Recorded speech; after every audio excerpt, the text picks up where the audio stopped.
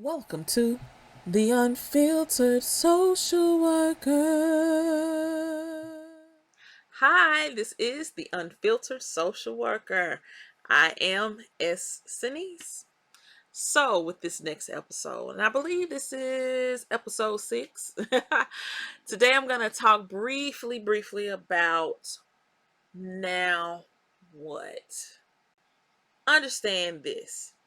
If you are a mental health provider, or as I like to say, a mental health practitioner, whether you be a bachelor's degreed mental health practitioner, whether you be a master level, whether you have your PhD, your DSW, your PsyD, whatever the case is, always know that a therapist needs a therapist. You heard it. This should not be the first time you've heard that. And it will definitely not be the last. Let me tell you, I heard it. I heard it in my graduate studies, that, you need a therapist. But as a strong black woman who had people in her circle, support people, parents, grandparents, aunts, uncles, friends, cousins, I felt like I had a wealth of people that I could go and talk to. But ain't nothing like going to a therapist. Even though you're a therapist, going to another therapist, you need to just relieve yourself of the duty of being a therapist. Relieve yourself of trying to analyze your client. Because I'm going to tell you, at one point I was trying to analyze my therapist to the point where I was just talking to myself in therapy and she was just sitting there. Because that's kind of how it should be. But at the same time, I was analyzing her, and really, could she analyze me? And I don't think she did a good job of that.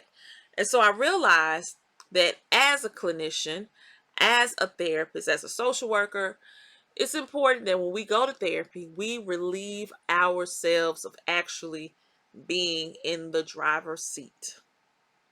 I don't even want to be in the front passenger seat. Let me relax in the back seat, please, because I want to resolve whatever it is that I'm going through. I want to address whatever it is that I'm going through in this career as a therapist. One of my favorite shows in the late 1990s, early 2000s was The Sopranos. And on The Sopranos, the psychiatrist, she had a therapist.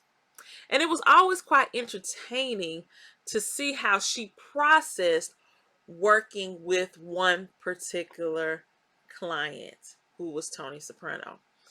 But they taught me a lot about the importance of really letting that go. I think at times she kind of struggled, but I knew that I didn't want to struggle with actually having a therapist. I embrace it.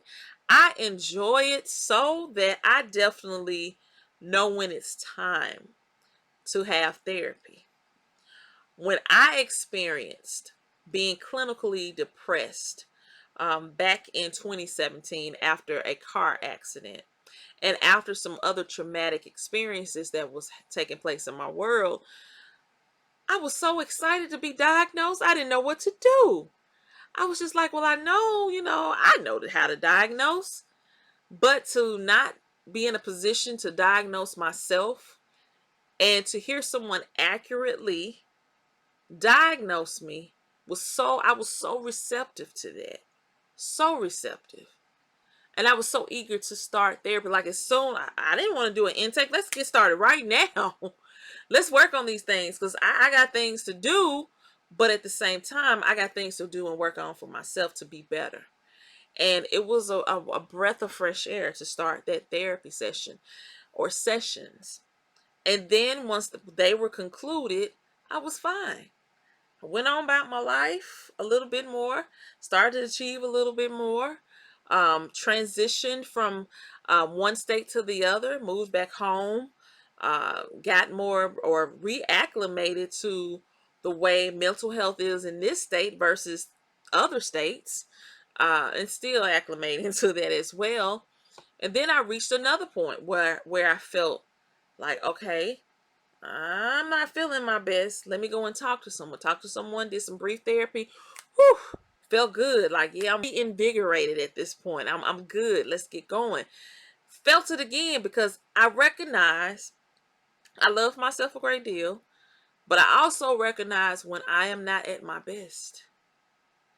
I was depressed again. This is during the pandemic because I was challenged with just starting my business in 2018. And I'm going to share brief information about that in the upcoming episodes. Starting my business, and here we are. I'm in year 2. We're in the pandemic. The way that I do things now, I can't do it. Oh my gosh, how am I gonna do this? This is crazy. I don't know.